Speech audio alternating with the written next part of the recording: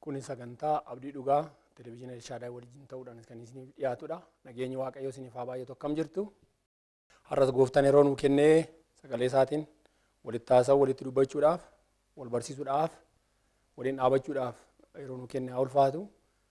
Kiristoos abdii dhugaati yeroo hundayyuu haaleluyyaa. Kanaaf abdii dhugaa kan jedhu kanan mata duree yookaan immoo maqaa waamicha ministirii kootii godhee isinitti himaa jiru akkuma sagalee Waaqaatti abdiin keenya abdii dhugaati. Abdiin keenya abdii dhugaa kan ta'e immoo Kiristoos dhugaa waan ta'eef haaleluyyaa.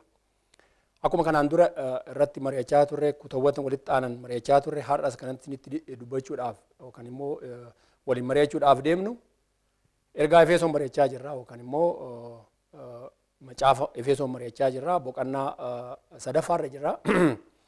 Yeroo darbe kutaa darbe keessatti lakkoofsa boqonnaa 3 lakkoofsa 1 haga 13 mari'annee turre. Har'a immoo lakkoofsa 14 haga lakkoofsa 21tti maal akka ta'e waliin ilaallaa jechuudha. Boqonnaa 3 lakkoofsa 14 haga 21. Ulfinni kabajni Waaqayyoof haa ta'u. Waaqayyoon akka nu barsiisu kadhannaa gabaabaa goona. Waaqayyo abbaa keenya ulfaadhu galanni ulfinni siif haa ta'u. Waa'ee jireenya keenya waa'ee bara keenya ulfaadhu. Ammallee kabajami sagalee kee nu barsiisi nu dhaabi. Onnee keenya sammuu keenya nu bani. Waan keenya keessa jiru keessa karaa sagalee keetiin nu baasi. Abdiin keenya si. Ameen. Hallelujah. Sagalee Waaqaa akkuma asirraa argaa jirru lakkoofsa 14 haga lakkoofsa 21tti waa'ee kadhannaati kan dubbatu. Mata dureen isaa namni Waaqayyoo ergaa dheeraa Waaqayyoon boqonnaa tokko lakkoofsa dheeraa irratti Phaawulos kadhatee booda boqonnaa kana irratti illee Waaqayyoon kadhannaan namni kun akka waldaadhaaf kadhatu nama kiristaanaatiif kadhatu dubbateedha. Boqonnaa kanarraa kan argaa jirru lakkoofsa 14 giddu galeessaa waa'ee kadhannaati. Kanaaf mata duree isaallee maal jedheen jira? Kadhannaa jabina hafuuratiif. Prayer for spiritual strength. Kanaaf kadhannaan jabina hafuuratiif barbaachisaadha. Namoonni Waaqaa karaa adda addaatiin kadhachaa turan wangeelarraa sagalee Waaqaatirraa akka arginu Izraa fa'aa argine. Izraa boqonnaa 9 lakkoofsa 6 Luqaas 21:36 ergaa Yohaannis irra Qolaasiyas 3:36 Roomee 8:9 irratti akka arginu waa'een kadhannaa gooftaan keenya Yesuus Kiristoos wangeela Yohaannis 17 irratti kadhannaa dheeraa kadhate yeroo arginu akkamitti spiritual strength yookaan immoo hafuuran jabaachuun kun kadhannarraa akka dhufu hin argine. Yeroo baay'ee waa'ee kadhannaa irratti dogoggora adda addaa jira. Isa gara tuquutti baay'ee hin deemu garuu asirratti teekstiin kun yookaan immoo kutaan kun waa'ee kadhannaa maal akka dubbachuuf hin deemu. Kadhannaan akkuma sagalee Waaqaatti irraa arginu Waaqa wajjin communicate godhuudha. Ergaa biraan qabu yookaan immoo yaada biraan qabu. Kanaaf akka sagalee Waaqaatti biblical prayeriin kan ta'e addaan citu tokko malee kadhachuun akka barbaachisaa ta'e sagalee Waaqaa dubbata. Ergaa Tasalonqee isa duraa 5:17 irratti otoo addaan hin kutin kadhadhaa jedha. Pray without ceasing. Otoo waan addaan hin kutin kadhadhaa. Kadhannaan baay'ee barbaachisaadha. Addaan kutuu sun irra hin jiraatu jechuudha. Karaa beekamaa kan ta'ee fi karaa salphaadhaan ibsuudha waa'ee kadhannaa Waaqa wajjin haasa'u jechuudha gabaabumatti. Kanaaf Waaqa wajjin haasa'uudhaaf immoo namni Waaqa wajjin haasa'u nama Waaqaa ta'utu irra jiraata. Kanaaf sagalee Waaqaa asirratti kan dubbatu kana. Kanaaf lakkoofsa 14:9 waa'ee kanaati kan dubbatu. Seensensi tokko aga 21-22 waan biraayyuu kanaaf lakkaataa dubbatu malee kanaaf akka jecha kanaatti kadhannaan jireenya kiristaanaa keessatti waan essentiaalii ta'edha. Waan barbaachisaa ta'edha. Gaafiin hin jiru asirratti kiristaanni kadhannaan hin barbaachisa moo barbaachisaa hin jiru gaafillee qabu jedhee yaadu. Garuu maal jedha lakkoofsa tokko irratti lakkoofsa 14 irratti sorry egaa Waaqayyo egaa waa'ee kanaaf jilbiifadhee abbaa nan kadhadha jedha. lakkoofsa 14 irratti jilbiifadhee kana waa'ee kanaaf jilbiifadhee abbaa nan kadhadha. For this reason maaliif waaqa fuulduratti jilbiifachuu isaa himaa jira. Lakkoofsa 1 irratti lakkoofsa 14 irratti jechuu kooti. Kanaaf namni karaa identity yookaan maalummaa fayyina karaa Kiristoos hin qabu tokko yeroo hundayyuu abbaa fuulduratti kadhata. Abbaa fuulduratti jedha. Akkuma argitan abbaa fuuldura abbaa jedha. Abbaani waaqa abbaa waaqa namaa waaqa hafuura qulqulluu Kiristoos waaqa. Phaawulos abbaa fuulduratti jilbiifadhe yeroo jedhu already waaqa fuulduratti Kiristoos hafuura qulqulluu waaqa duratti of course Father yookaan abbaan jedhu kuni saayinii addaa mul'isa wargine ta'e. Maatii keessatti abbaan ijoolleedhaaf maalidha? Abdiidha, fakkeenya, protectionidha. Ijoolleen abbaa qabdu yeroo hundayyuu maal qabu? Gaachana qabu, of eeggannaa qabu jechuudha. Sign of protection. Kanaaf abbaa fuulduratti yeroo hundayyuu waan akkasii qabu. Isaan fuulduratti hin jilbiifadha yeroo jedhu abbaan isinii kadhadha. Abbaan waa hunda qabu, abbaan waa hunda danda'u, abbaa protection yookaan gargaarsa hunda kennuu danda'u jilbiifadhaa jedha. Waa'een jilbiifannaa kun immoo waa'ee poosterii namaa miti ani muu barbaade yookaan jilbiifachuun kun fooniin ta'uu danda'a. Waaqa fuulduratti hin jilbiifadha yeroo jedhamu yeroo hunda fooniin jilbiifachuu ta'uu danda'a. Garuu isa duwwaa ta'uu baachuu danda'a. Deemaa ta'uu danda'a. Ciisanii ta'uu danda'a. Nama tokko jilbiifachuu hin danda'an. Dhibeerraa ta'uu danda'a. Umuriirraa ta'uu danda'a. Waan adda addaatirraa yeroo dhabuurraa ta'uu danda'a. Bakkuma jiranitti sammuu isaaniitiin keessa isaaniitiin jilbiifachuu danda'u. Kanaaf namoonni tokko jilbiifatanii kadhatan yeroo baay'ee distract ta'u. Hirribatti dhufaa yaada adda addaatti kanaaf deddeemaa kadhatu. Dubbii guddaan asirra jiru maali? Nan jilbiifadha yeroo jedhu waa'ee jilbiibbiidhaan lafa fooniin jilbiifachuu duwwaa miti jechuu kooti. Kanaaf poosterii qaamaa duwwaa himuudhaaf miti. Kun asirratti kan himu submissioniidhaaf. Attitude inni qabu yookaan immoo haala inni qabu san. Abboomummaa waaqaaf inni qabu. Kabaja waafaaf inni qabu. Mira olaanaa waaqayyoof inni qabu. Himuudhaaf malee akkamitti akka wanni sun gaggeeffamu himuudhaaf waan kana barsiisuudhaaf miti. Garuu nan jilbiifadha. Maaliif kadhan? Waaqayyoon akka kadhan waan barbaaduuf. Akka waan nu ajajeef. Waaqa fuulduratti kabajaan amantaadhaan dhiyaanna. Gooftaan keenya Yesuus Kiristoos balbala rukutan haa banaa. Kadhadhaa isiniin deebisa, isiniin dhagaa jedheera. Kanaaf piroomisii waaqaa kana yookaan immoo abdii waaqaa nuu kenne kana hojiirra oolchuu akka namni barbaadoo jiraate kadhachuutu irra jiraata. Kiristaan yeroo hundayyuu waaqa fuulduratti dhiyaatee kadhachuudhaaf konfiidensii yookaan abdiin nu qabnu cubbuudhaarraa fagaachuutu irra jiraata. Akka waaqa wajjin kadhannaatti dhiyaanne kan nu godhu keessaa tokko cubbuun keessa deddeebinu yoo jiraatedha. Cubbuu kanarraa of deebisuun qulqullaa'uun dhiiga Kiristoosiin fayyuun barbaachisaadha.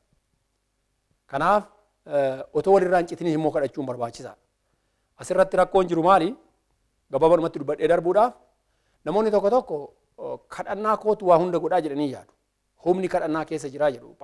Yaaqoob dubbateera. Kadhannaan namoota waaqaa humna guddaa qabaa kan jedhu. Kuni wrong interpreted ta'ee yookaan immoo karaa dogoggoraatti fudhatamee akka kadhannaan keenya mataa isaatti waa godhuu danda'utti yaadutu jira. Bakka wanni tokko yoo ta'e anatu kadhatee godhe. Wanni tokko akkas yoo ta'e anatu godhe. Wanni tokko akkas ta'e anatu godhe. Kadhannaa keenyatu godhe. Kadhannaa waldaa keenyaa. Dubbii guddaanii kadhachuun barbaachisaa ta'ee waa tokko godhuu kan danda'u kadhannaa keenya otoo hin ta'in waaqayyo mataa isaati. Kabajni isaaf haa ta'u. Namoonni tokko immoo waaqayyoon erga na fayyisee waaqayyoon erga waa hundatti na waamee kana hunda godhee kadhannaa maaliif barbaachisa jedhanii waa'ee kadhannaa immoo kan dhiisan jiru. Innis dogoggora guddaadha. Meebii cubbuudha. Maaliif kadhachuun ajaja waaqayyooti. Waaqarra waa fudhachuudhaaf namni barbaadu kadhachuudha. Waa Yaaqoob fa'aa yaadachuu dandeessu. Yaaqoob waaqa fuulduratti waaqan maal wal godhe? Qabsoo wal qabe. Istiraagilii godhe. Ati gan seera uumamaa 32 irratti argitan waaqayyoon ani kana naa gootu malee gadi sin dhiisu. Na eebbiftu malee gadi sin dhiisu. Waaqa wajjin. Kanaaf kadhannaan haga san deemuu danda'a jechuudha waaqa wajjin sirriitti walitti haasa'uun yaada waaqaa hubachuun. Waa'ee Musees yaaduu dandeessu.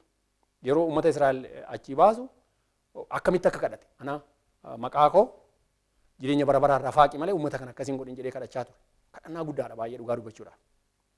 Abrahaam akkamitti kadhataa ture warra Sodoomaaf Gomoraaf. Magaala Sodoomaaf Gomoraatiif akkamitti kadhachaa ture hin balleessin magaala kana. Nama ganaa keessa jiru. Namoonni adda addaa Loot bara san ture. Magaala san keessa ture. Innaa wanna adda addaa yeroo laallu waa'ee kadhannaan baay'ee barbaachisaa akka ta'e waldaadhaaf illee.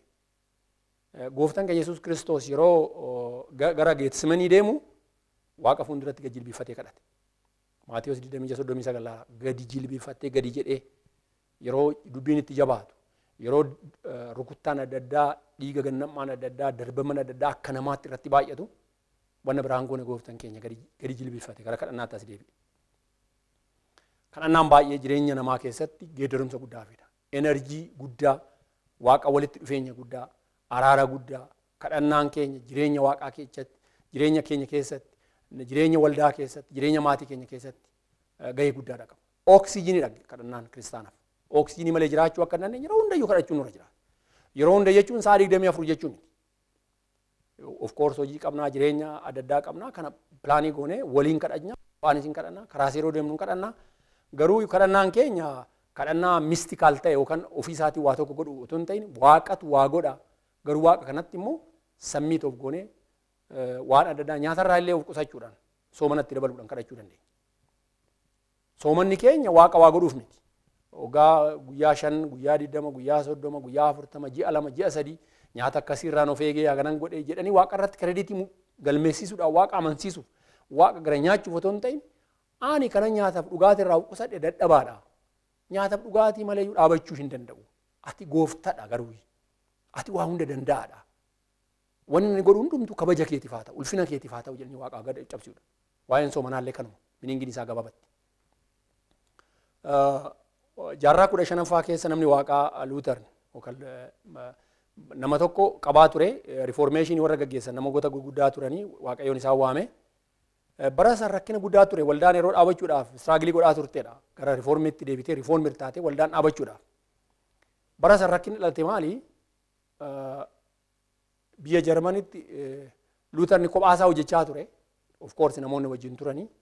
Achi keessatti bara 1540tti Luuterni hiriyaa gaarii tokko qabaa ture kan isa wajjin waldaa dhaabuudhaaf ganaa waldaa dhaabanii waan adda addaa riformii godhanii waan jiru dogoggora hunda sirreessanii istiraagilii isaan irra jiru hunda biyya sanitti hojjechuudhaaf qophaa'aa turan. Hiriyaa isaa kan ture Federichaan jedhamu nama isa wajjin hojjechaa ture dingatuma dhibamee du'uurra gahe. Namni kun baay'ee nama barbaachisaadha Luuterniif. Baay'ee gadda guddaatti dhagahame Luuternitti naa kanaaf maal godhee Waaqa kadhate. Kadhannaan isaa Waaqa tabe erge. Akkas jedhe. Ani maqaa Waaqayyooti sin ajajaa jedha. Obboleessa isaatti kanatti kataba nama dhibame kanatti. Maqaa Waaqatti nan ajajaa nan kadhadhaa. Akka jiraattu akka hin duune. Maaliif hin duutaa jedhamee abdiin kutameera. Hin duutaa ammaa achi hin jiraattu jedhamee nama kanaan. Federeeshin nama jedhamu kanaan. Garuu ati na barbaachifta waan ta'eef waldaa dhaabnee waldaa riformii godhuudhaaf waldaa karaatti deebisuudhaaf waldaa hojjechuudhaaf ati na barbaachifta waan ta'eef maqaa gooftaa Yesuus Kiristoos nan ajaja dhibeen kun sirraa haa buqqa'u fayyi jedhee xalaa katabee kadhannaa erga. Namni kun dhugaa dubbachuudhaaf seenaa beekamaadha. Hin fayyee waggaa 6 jiraate waggaa 6 jiraachuun duwwaa miti erga maannoo Luuterni du'ee ji'a 2 booda du'e.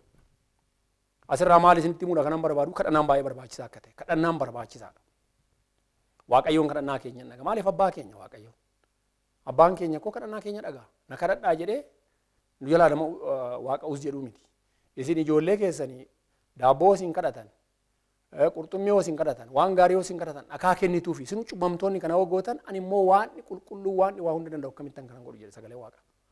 Kanaaf spiritual guddaa yookaan immoo guddachuudhaaf kadhannaan keenya bakka guddaa akka qabu hubachuun baay'ee barbaachisaadha. Waldaa keessatti kadhannaan keenya wanna tokko seera tokko irra deddeebi'u miti. Spiritual communion yookaan immoo walitti dhufeenya hafuurati. Kanaaf sanyiin Waaqa keessa hin jiru jira sagalee Waaqaa sanyiin Waaqa nu keessa faca'ee jira. Waaqayyoon nu keessa facaasee jira. Kanaaf Waaqayyoon waan nu keessa facaasee kana nu keessatti akka guddatuuf kadhannaan keenya barbaachisaa akka ta'e sagalee Waaqaatti irraa hubachuun barbaachisaadha.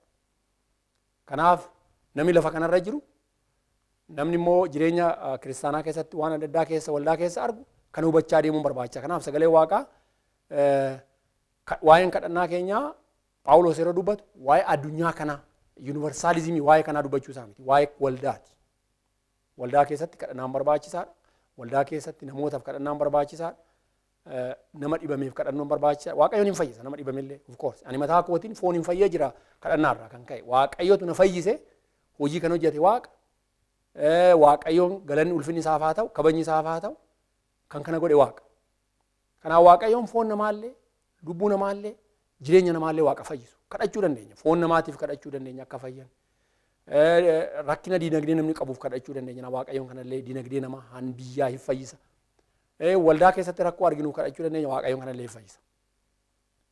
Kanaaf seera waldaatirraa yookaan immoo waa'ee waldaatirraa yookaan waan baay'ee hubachuu dandeenya. Kanaaf kuni relationshipii family wajjin yookaan immoo walitti dhufeenya Waaqa wajjin namni qabu himaa jechuudha waa'een kadhannaa.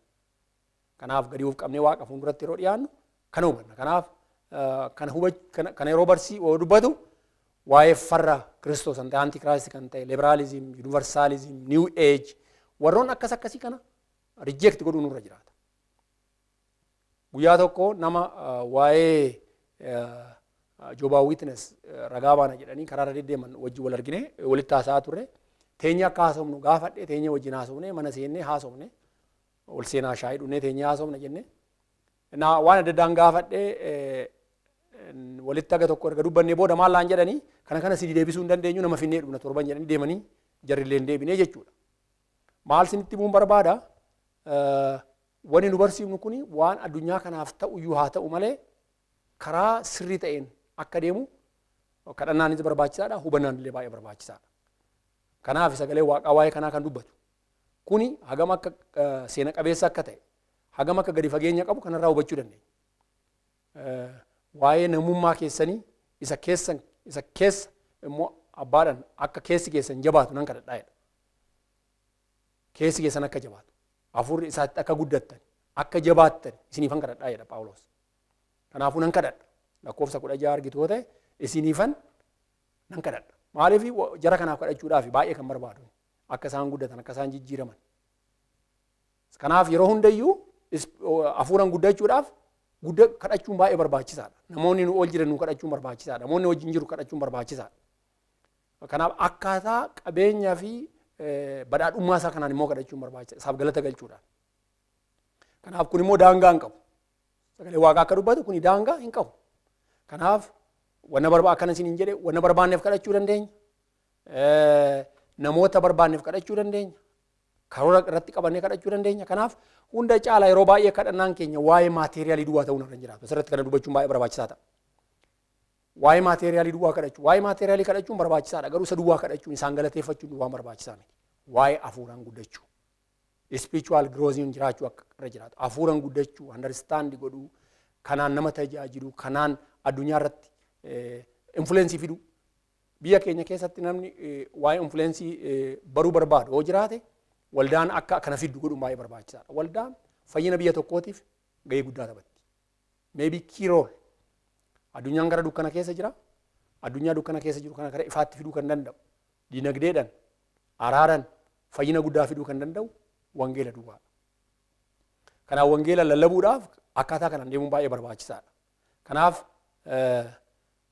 nuyi qabeenya dhabnirraa rakkina qabnurraa haa kadhannu iyyuu malee yeroo hunda kadhannaan keenya kanarra darbuutu irra jiraataa jechuudha. Kanaaf sagalee Waaqaa kana dubbata waan ta'eef. Kanaaf gooftaan keenya Yesuus Kiristoos waamuma kanaa dubbateera. Yeroo hundayyuu namni kadhatu tokko jireenya faallaa qabaachuun irra hin jiraatu sagalee Waaqatiin. Kanaaf Yohaannis 14:15 irratti na jaalattu yoo ta'e ajaja koo maal godhaa hojiirra oolchaa jedhe yookaan eegaa. If you love me, you will keep my commandments.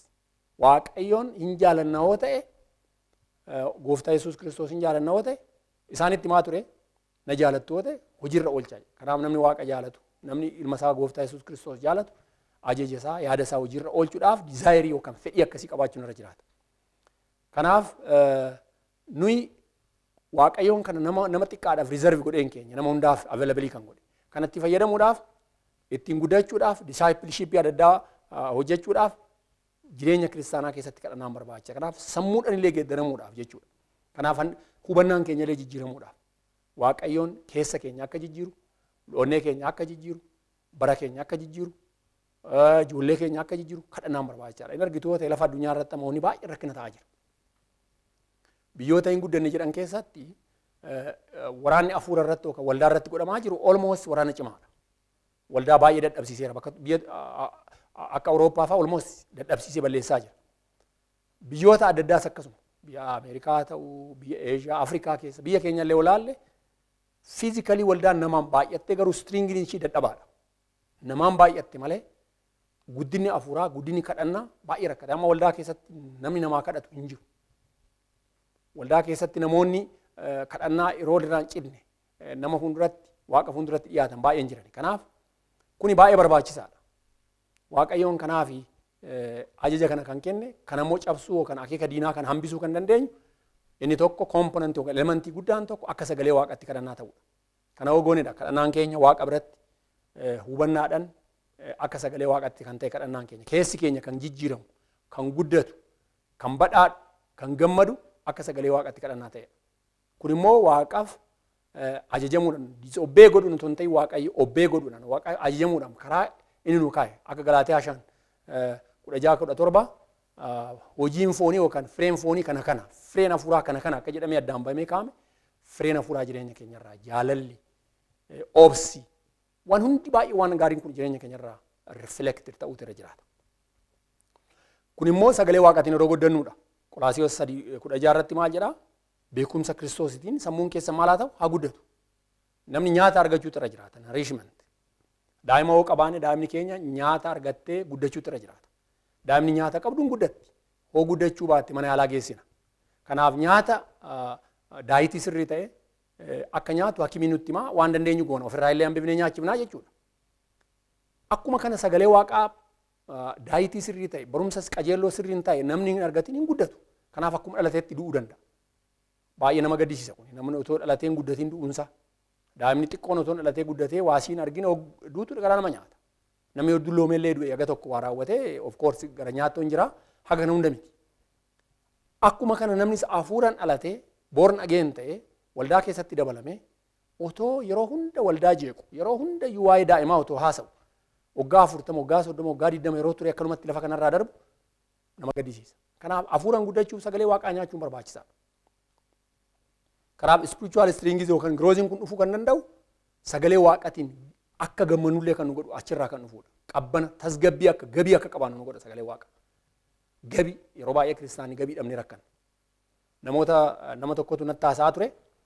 Namni baay'een magaala keessa konferensii irraa gara konferensiitti waldaadhaa gara waldaatti makiinaa ofee waan deemuuf magaalaa Finfinnee keessatti rakkoon tiraanspoortii yookaan rakkoon tiraafiik aksidentiin amma jiru kun kan akkasitti baay'ateef keessattuu guyyaa wiikeendii sababni isaa tokko kana anaan jedhe. Hagam akka dhugaa ta'e xinaatilee waan qabaachuu baadhe maaliif namoonni karaa adda addaatiin bitaa mirgatti jallachaa yeroo deeman jechuudha. Karaa sirriirra dhaabachuu yeroo dadhaban jechuudha. Kanaaf gabii qabaachuun irra jiraata kiristaanii. Gabii qabaachuudhaan waan nama jennu kun baay'ee murteessaadha. Kanaaf exercise godhaa deemna yeroo exercise godhaa deemnu spiritual masiliin keenya guddachaa deemaa jechuudha. Spiritual masiliin keenya guddatu namni jiimii deemee qaama isaa physical appearance isaa guddisaa cimsaa kan deemu jabaachuudhaaf. Akkuma kana sagalee waaqatiin jabaachuun barbaachisaadha. Kuni gorsa generaalii jiru duwwaatu hin ta'e specifically sagalee waaqatiin Qolaasiyas 3:16 beekumsa Kiristoosii guddina Kiristoosiin guddadhaadha sagalee waaqa. Haleluuyaa. Guddadhaa jedha sagalee waaqa. Namni kanaan hin guddatin nama guddisuu hin danda'u. Nama meeqa guddiftan mee isin haa gaafadhu. Isin guddattanii dhalattanii waldaa keessan keessatti maatii keessan keessatti nama gumaacha gootanii sagalee waaqaati irratti namni geeddarumsa akka qabaatan namni gootamee nama meeqa. Kana yaaduun baay'ee barbaachisaadha. Kanaaf kun immoo keessa keenya keessa taa'utu irra jiraata. Amantaadhaan keessa keenya yeroo taa'u sagalee waaqaa jireenya keenya keessa. Kanaaf lakkoofsa 17 irratti Kiristoos amantaadhaan garaa keessan keessa akka buufatuuf. Kiristoos garaa keenya keessa buufachuu jechuun nu keessa akka taa'u duwweel akka godhu jechuudha. Kanaaf Kiristoos nu keessa yeroo taa'u hafuura qulqulluu nu keessa yeroo oolu wanni baay'een jireenya keenya maal ta'aa jira? Change ta'aa deema, giddiramaa deema. Haleluuyaa. Kanaaf hafuura qulqulluun Roomee 8:9 irratti yeroo arginu waa'ee kanaa dubbata. Keessi namaa hafuura qulqulluun guutamuutu irra jiraata. Yeroo hafuura qulqulluun jireenyi namaa guutamaa deema. Kanaaf yeroo hundayyuu hafuura qulqulluun guutamaa deemna. Yeroo hundayyuu hafuura qulqulluun tuqamaa deemna. Yeroo hundayyuu hafuura qulqulluun geeddaramaa deemna. Haleluuyaa. Kanaaf konteksiin jecha kanaatillee kanaan guutamaa jabaachaa isin keessa hafuura qulqulluu jiru kanaan jabaachaa deeman. Yeroo dhalannee ijoollee waaqaa taanu akka Roomee 8:9tti ijoollee hafuura qulqulluu nu keessa maal ta'eera? Buufateera. Isi keessa buufateera jedha miti yemma. Kanaaf nu keessa kan buufate kuni akka nu keessatti hojii hojjetu gochuudhaaf yeroo hundayyuu kara sagalee waaqaatti dhiyaanna. Sagalee waaqaatti kana hunda kan godhaa deemu. Kanaaf sagalee waaqaa mana jireenya isaa keessa jiraata hafuura qulqulluudhaan. Haleluuyaa. Kanaaf Phaawulos barsiisaa kan jiru maali? Appearance yookaan immoo jireenyi mul'anni hafuura qulqulluu yookaan sagalee waaqaa jireenya keessan akka mul'atu kadhannaan barbaachisaa akka ta'e itti himaa jira kanatti. Kanaaf kanammoo kan himu ganaa akka fayyaniif miti. Isin warra Efesoon ganaa fayyuudhaaf isiniifan kadhadha kanan isinii godha jechaan jiru. Fayyitanii jirtu garuu immoo namni fayye akka fayyatti qulqullummaan gaarummaa waaqaatiin akka jiraatu isiniifan kadhadhaa jira. Ergaa kanarraa akka arginutti. Kanaaf gooftaan keenya Yesuus Kiristoos Maatewos 22:37-39tti waa'ee kanaati kan dubbate. Namni takkaa fayyinaan qulqullinaan jiraachuun barbaachisaadha. Qulqullina jechuun 100% qulqulluu taana jechuu keenyaa miti. Gara qulqullinaatti deemna yeroo hunda of course. Fedhii akkasii qabna of course. Yeroo hundayyuu karaa kanarra jiraanna. Kanaaf Waaqayyoon kana immoo koomfartii nuu kenna yookaan immoo abdii nuu kenna ulfinni kabajni bara baraa isaaf haa ta'u. Kanaaf kun immoo karaa amantaatiin ta'a. Amantaa Waaqayyoon nuu kenna. Nu keessatti hidda godhata. Rooted ta'a, grounded ta'a jireenya keenya keessatti. Gad dhaabata, establish ta'a. Kuni jireenya keenya maal godhaa deema? Hin jabeessaa deema. Jireenya kiristaanaa keenya bara baraa gara baraatti. Yaadattuu ta'e namoonni baay'ee waldaa keessatti waldaa dhaabanii bara dheeraa waldaa keessa jiraatanii umuriin isaanii dulloomee waldaa eebba guddaa ta'anii yeroo dhaabooda gara dhumaati irratti karaarraa badanii waldaallee diiganii ofiifillee jireenya isaanii galgala keessa dukkana ta'a. Waaqayyoon kanarraa nu haa baraara. Galgalli keenyallee akka qajeelloo ta'u akkuma namni keenya dubbatu ganama keerra galgalli kee qajeelloo haa ta'u jedha. Oo danda'amaa ta'e akka sagalee waaqaatti ganamni keenyas galgalli keenyallee qajeelloo haa ta'u ulfinni Waaqayyoof haa ta'u. Kanaaf yeroo hundayyuu akkaataa kana ilaaluun barbaachisaadha. Of kennuun barbaachisaadha. Nama of kenne karaa kanaan kan jireenyi isaa gadi fageenyaan guddachaa kan deemu. Maal jedha lakkoofsa 18 irratti warra Waaqayyoof qulqullaa'an hunduma wajjin dhoksaan ogummaa isaa hammam akka hagama gabal'atu. Dhoksaan ogummaa isaa hagam akka bal'atu, hammam akka dheeratu, hammam akka ol fagaatu, hammam akka gadi fagaatu hubachuu akka dandeessaniif. Ilaaltoota hagam akka bal'atu ogummaa Waaqni nuu kenne kuni hagam akka dheeratu, hammam akka gadi fagaatu kan akka Waaqayyoon isin hubachiisu, gadi fageenyaan Waaqayyoon akka isin hubachiisu nan kadhadha jechaa jira. Riili amma waa'ee kiristiinummaa keenya gadi fageenyaan hagam akka gadi fageenya qabu, hagam akka bal'ina qabu, hagam akka dheerina qabu hubachuuf kadhachuun baay'ee barbaachisaadha. Kanaaf namni kun daamenshinii hundaanuu akkaataa kanaan isin kadhadhaa, akkaataa kanaan Waaqa fuulduratti isin dhiyeessaa jedhee kan dubbachaa jiru. Akka isin dandeessaniif jedha dhumarratti. Gadi fagaachuu hubachuu akka dandeessaniif nan kadhadha.